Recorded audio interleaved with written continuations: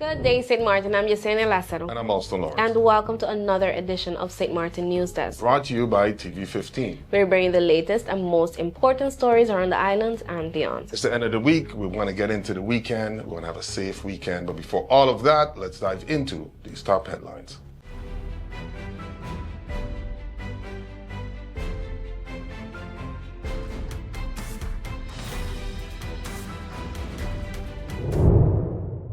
Vehicle fire at airport under investigation.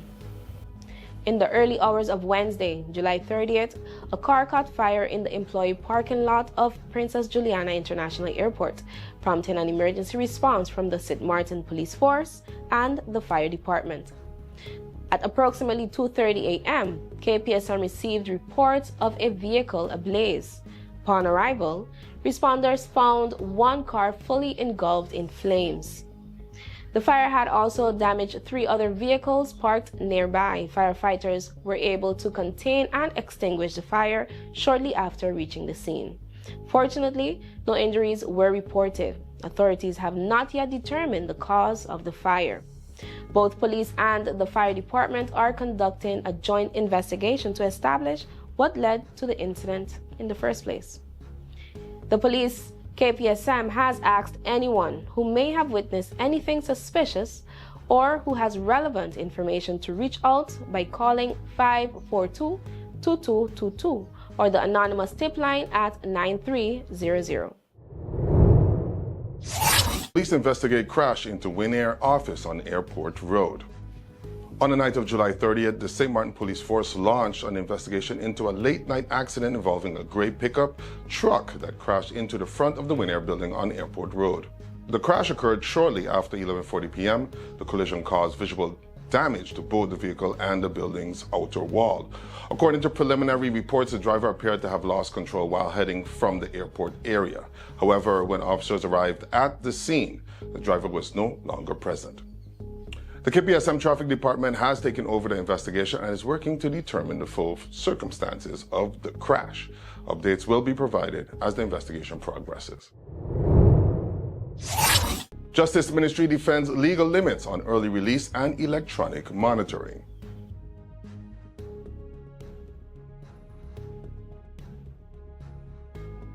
The Ministry of Justice clarified that early inmate release and electronic monitoring are long-established legal measures, applied under strict rules, not arbitrary decisions. By law, inmates may qualify for release after serving 2/3 of their sentence or 60% in special overcrowding cases. These decisions follow formal advice from prison and probation authorities. The minister cannot act alone. Electronic monitoring such as ankle bracelets is not a replacement for jail. It is used only in specific cases following legal and risk assessments and is limited by high costs and staffing needs. The ministry emphasized that neither early release nor electronic monitoring frees up permanent cell space, as space must remain available in case conditions are breached. To address overcrowding long-term, the ministry confirmed that construction of a new prison will begin in October 2025 in partnership with UNOPS. The new facility will expand capacity and improve rehabilitation services. Justice Minister says no one left behind in fight against human trafficking. On World Day Against Trafficking in Persons, July 30th, the Honorable Justice Minister Natalie Tacklin reaffirmed government's commitment to combating human trafficking and organized crime. Tacklin said St. Martin's open borders and tourism economy make it vulnerable to trafficking for labor, sexual exploitation, and online abuse. She urged the public to report suspicious activity through the See Something, Say Something campaign by calling 9300 or visiting their website at www.nrc.sx. She outlined key actions underway, including stronger border controls, improved interagency cooperation, and expanded support for victims. The ministry is also encouraging local NGOs to apply for funding through the Crime Prevention Fund to help protect at-risk communities. Between July 25th and 27th, KPSM conducted island-wide checks, stopping over 40 vehicles, issuing fines, and seizing drugs. Tacklin said these actions are part of a broader effort to restore public safety. Trafficking is organized crime, she said. We must act together through law enforcement, prevention, and community awareness to ensure no one is left behind. Let's put everything on the table. People always give their opinion, and you can either take it or crunch it. Let them judge. We give in to the most irresistible flavor. We devour every nugget that falls in our hands, especially when it's our crunchy fried chicken. And let the crumbs fly if needed. Let them keep judging. We'll keep indulging. KFC, it's finger-licking good.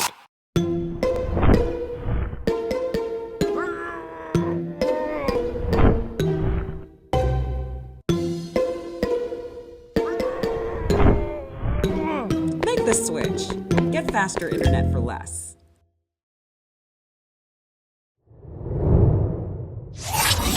Is Mizzy with the Sunshine Report, straight out of Sunshine City, St. Martin, bring you the warmth and the sunshine you need to kickstart your day. So let's dive in the forecast and see how the skies are treating us.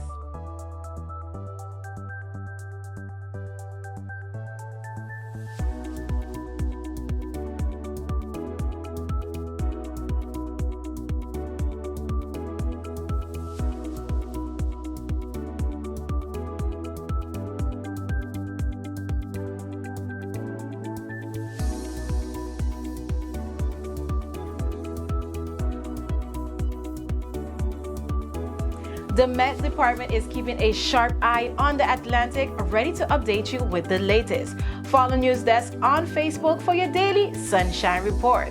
So as you enjoy your week, stay safe, stay friendly, Sunshine City. It is starting to get busier. Thank you for being part of this weather community. I'm meteorologist Brian Shields. It is July 31st, 2025. Lots of action, including a new named system in the Eastern Pacific. I want to track that. Here comes our next tropical wave in the Caribbean. We'll highlight some of the rain and the chance that it tries to develop a little bit as it approaches the Bahamas and the U.S. We'll go long term with that, plus a stronger tropical wave back behind it. And you can see it here. Here we are in the Caribbean. This is the tropical wave that's fighting a lot of dust. I want to show you some of the dust moving in. If you have breathing issues, could be a little bit worse over the next few days, so we'll track that. I try to cover all angles. Watching this though, this tropical wave moving in, still not developing, right on track from what we've been talking about together for over the last several days. But we have new tropical waves coming off. Maybe not this one, but another area in parts of Central Africa. It does look like down the road it has a better chance of developing. Why does everything come off the coast of Africa this time of year? Well, the global trade winds. If you're on the other side of Africa, everything appears to be coming from the Indian Ocean. If you're in Europe, everything appears to be coming from Canada and the U.S. And I'm also looking above our heads. Above our heads, there's some dry air, some sinking air, and with it, even some of that Saharan dust. So you see it here. This is today. Let me take you out in time into tomorrow. It's not the thickest batch, but there will be some additional dust moving into parts of Puerto Rico, U.S. British Virgin Islands, St. Kitts and Nevis, Montserrat, Antigua, Barbuda, Anguilla, and then some of this dust kind of rides its way back toward the southern Bahamas and the Turks and Caicos, plus another shot of some dust as we work our way into Sunday. This is Sunday. Even Dominica, Guadeloupe, Martinique, we could see some of this dust. Saba, Statia working in. So this dust is coming in at the same time as this tropical wave. It is helping to prevent this from developing too much, at least initially. Signs of development. Longer term, no doubt, yes, it is going to get busier. More moisture is going to build in the atmosphere in mid-August, mid to late August. It's going to get more active. But here's this tropical wave with it, this light green shading, that is the dust sitting right around it, right? The dust, the more stable air, preventing a lot of development. And going out in time here, let's just take us into the weekend. Stopping the clock here. This is on Saturday. It's even hard to find this tropical wave. It's somewhere sitting right in here. There could be some of that additional rain even on the south side of it, watching Barbados back through Trinidad. But as we pull forward into Sunday, that's when some of the rain will move in on this. Some of us will not get anything at all. A few of us will get some of the additional rain, northeastern Caribbean, hoping we could fill up some of the cisterns. This is the area watching off the south of the U.S., southeast coast of the U.S. Could be a little additional development. and watching those new tropical waves coming off. But as we go deeper into time, the dust kind of hangs out and lessens, and then we'll start to see the rain picking up. As this tropical wave moves across, by Monday, better chance of some rain. Puerto Rico, for example. The Dominican Republic, Haiti, we have a better chance of getting some rain. And then this rain works its way toward the Turks and Caicos, southern Bahamas, parts of Cuba. That's some thunderstorm action as we work our way into Tuesday, right? Then by Wednesday, going deeper out in time, as promised, by Wednesday, some of this rain moves toward the northern and central Bahamas here. Most of the models are not showing organization, but I do want to keep an eye on it. And then you see the rain moving through the northern Bahamas back through Florida by the time we get into Thursday. And there is the stronger tropical wave coming off the coast of Africa by the time we get into Thursday. So looking a week from now. So yes, this is going to be an area to watch longer term for the possibility of some development. Most of the models are not showing high chances of that, but know that I'm watching that. And then this is the new area coming off the coast of Africa by next week. A lot of the models are trying to at least develop it, and even the ones that don't show it as a stronger tropical wave. So it'll be an area for us to watch together. Now, here's the closer look. You can see spotty showers possible today. St. Lucia, Haiti, Cuba, Cayman Islands, Jamaica, not a lot, but a hit or miss storm. More moisture building scattered about throughout parts of Central America. Now, as we go out in time here, this is by tomorrow. Hit or miss showers again, accompanied by some of that dust that will be around. So spotty showers possible. That'll be the rule the next couple of days. A lot of us so dry and way too hot. And then as we work our way into Saturday, as the tropical wave approaches, see some additional rain near Trinidad and Tobago, Barbados. We could get some additional rain, but the tropical wave itself is sitting here. That's what I just showed you. That's what starts to trek across Antigua, Barbuda, Puerto Rico, the Dominican Republic, the Bahamas, then eventually Florida as we work our way into next week. Bermuda. So with that said, we have a tropical wave that is moving in, not seeing any development in the short term. Long term though, some development is possible. And watching those new tropical waves that I mentioned back behind it coming off the coast of Africa, there's going to be more moisture in the atmosphere mid to late August. With that, conditions will be more conducive for some development, and we'll track everything together. So thank you for being part of this weather community. Have a great rest of your day.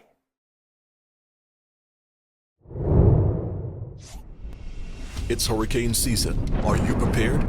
Here are a few tips to remember to help keep you and your family safe.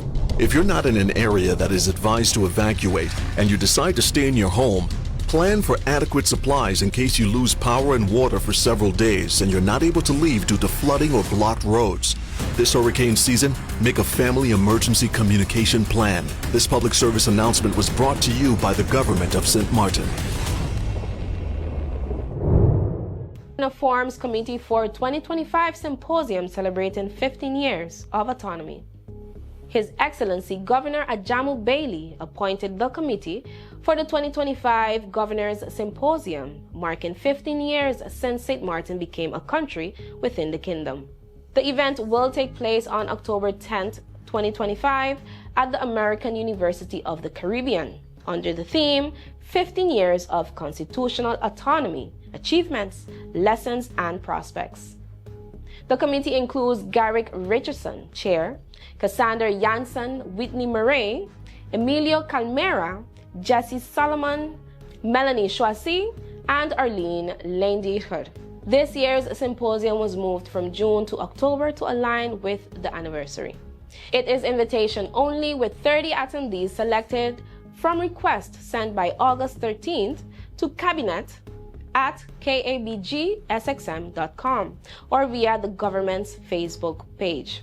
The public can watch a live stream starting at 8:30 a.m. on October 10th through the governor's social media channels. TP warns St. Martin businesses on rising ransomware threats. The Bureau, Telecommunications and Post alerted businesses and organizations in St. Martin about an increasing wave of ransomware attacks across the Caribbean. This malicious software locks systems until a ransom is paid and is targeting vulnerable sectors like hospitality, finance, and public institutions. A recent high-profile attack hit the Curacao Tax Office, disrupting services and exposing critical system weaknesses in the region. BTP's Interim Director, Julian Labego-Hoover, stressed the urgency for St. Martin businesses to strengthen cybersecurity measures to protect data and ensure business continuity. BTP recommended best practices, including regular offline backups, updated software, strong passwords with multi-factor authentication, employee training, restricted data access, antivirus tools, and having an incident response plan. Businesses are encouraged to consult cybersecurity experts to improve defensive. More info is available at btp.sx/cybersecurity. More inclusive schools ahead with FRLP progress. The Ministry of Education, NRPB, and World Bank reviewed progress on the Fostering Resilient Learning Project, FRLP, focused on rebuilding schools, inclusive education, learning assessments, and a new data system, MMIS. The Education Care Center program for students with behavioral challenges will launch at Charles Leopold Bell School and be part of ECYS policy, improving support island-wide. Construction of Charles Leopold Bell School, St. Martin Library, and Sister Marie Lawrence School is set for completion by early 2027, with demolition ending this year. The MMIS system will centralize education data to improve planning and monitoring. Recent national assessments will guide teaching improvements. Despite setbacks, the project is on track. Honorable Minister Melissa Gumbs highlighted that this effort aims not just to rebuild facilities, but to create more inclusive, supportive schools for all children. FRLP is funded by the St. Martin Trust Fund and managed by the World Bank. Community Council project launches a second phase to strengthen neighborhood leadership. On July 28, the Department of Community Development hosted an info session at the University of St. Martin to kick off the second phase of the Community Council Empowerment Project. The program aims to boost community governance, social cohesion, and grassroots leadership across St. Martin neighborhoods. Running from August 28 to September 18th on Mondays and Thursdays, the training offers council essential skills in leadership, program management, and communication. Past participants from Dutch Quarter shared their experiences to inspire new members. Councils must have 3 executive members attend at least 80% of the sessions to complete the program. Graduates received support to obtain NGO status, open doors to funding and formal community action. The Honorable Minister Richinal Brugh praised the initiative, highlighting the vital role councils play in giving residents a voice and advocating for vulnerable groups. The project continues to build stronger, self-sustaining community organizations with ongoing support and accountability. For details, contact cdfha@stmartingov.org or call 520-4315.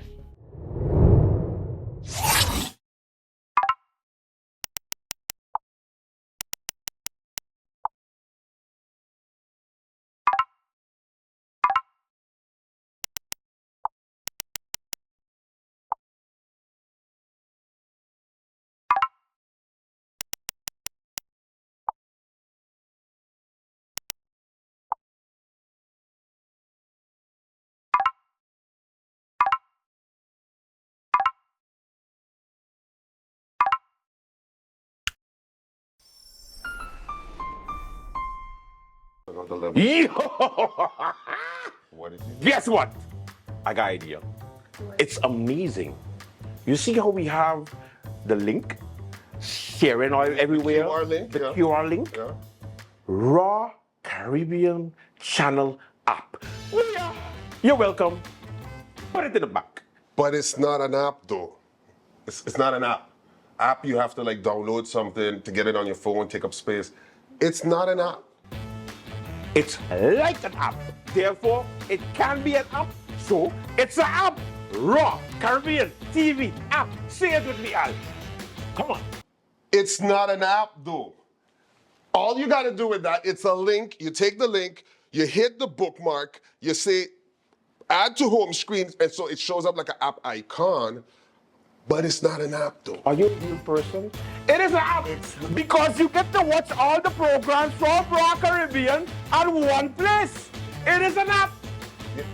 I don't know how to explain this to you, but factually and technically, it's not an app. Kind of like we do the news, facts, Yeah. and you do that thing you do. Whoa. Point being, you just go to the QR, you hit bookmarks, and you hit add to home screen, and then you can have the link to, let's give it another name. The app. You want to call it the app? Raw Caribbean TV app. Jess. Yes. Jess, please, give some sense, Jess. Jess. It's kind of like an app. That's why she gets the big bucks. It's not an app, though. It's not a f***ing app. What the f***? It's not a f***ing app. Ooh, you kiss your mother with her mouth? My God. Watch Raw Caribbean TV app. Watch Raw Caribbean TV app. Yes. It's not an app, though.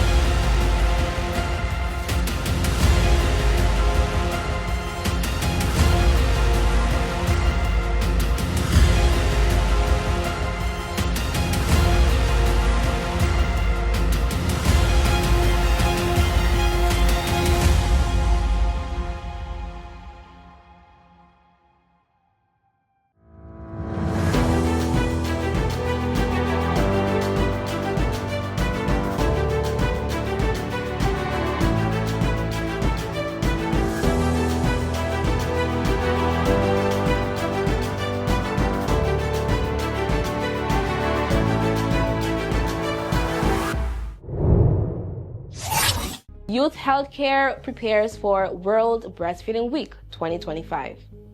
Youth Healthcare, YHC, part of the Ministry of Public Health's Collective Prevention Services, prepared to celebrate World Breastfeeding Week from August 1st to 7th under the theme, Prioritize Breastfeeding, Create Sustainable Support Systems. The opening ceremony took place on August 1st at St. Martin Medical Center patio, kicking off a week of activities focused on raising awareness, education, and community support for breastfeeding.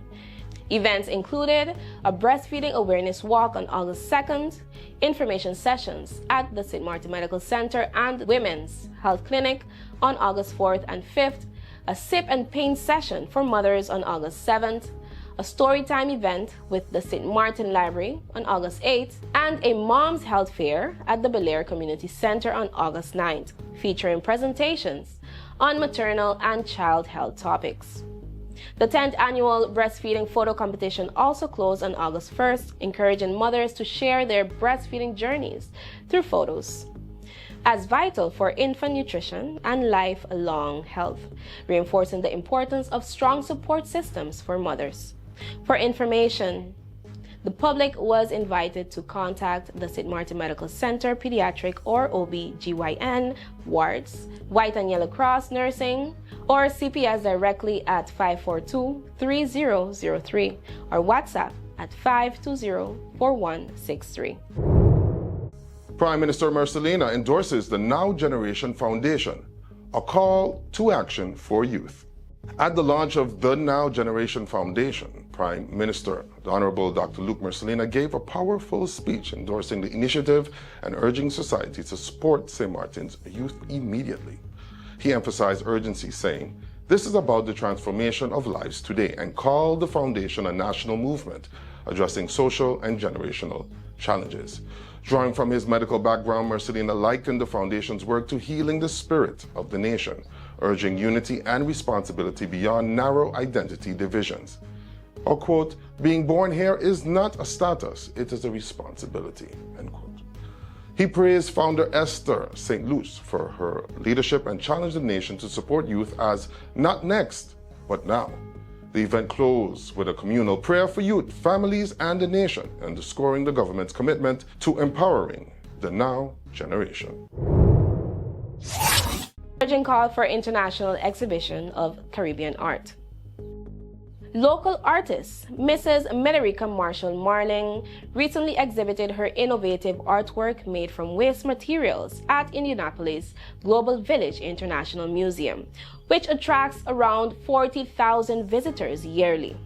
Noting minimal Caribbean representation, just 2 small items symbolizing Curacao and St. Martin, Mrs. Marshall Marling felt compelled to improve this visibility.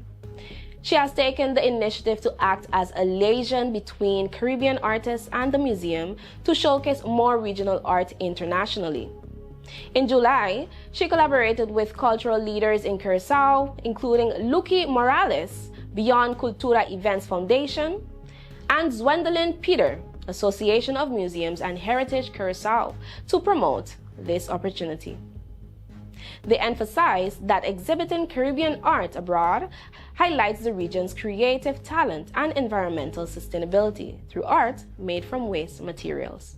The exhibition not only offers international exposure for artists, but also boosts tourism, investment, and cultural pride. This initiative aligns with key sustainable development goals, promoting responsible consumption, SDG 12, economic growth in creative sector, SDG 8, and building partnership, SDG 17. Supporting local artists, including youth, helps develop the orange economy and places the Caribbean prominently on the global cultural map. That's all the time we have for today's edition of St. Martin News Desk. Thank you for joining us. Remember, new episodes premiere every Monday, Wednesday, and Friday at 8 a.m. on TV 15 and then across social media platforms. I'm Austin Lawrence. And I'm Yesenia Lasara, wishing you an amazing weekend. See you next time. Don't forget, all weekend, stay friendly. St. Martin.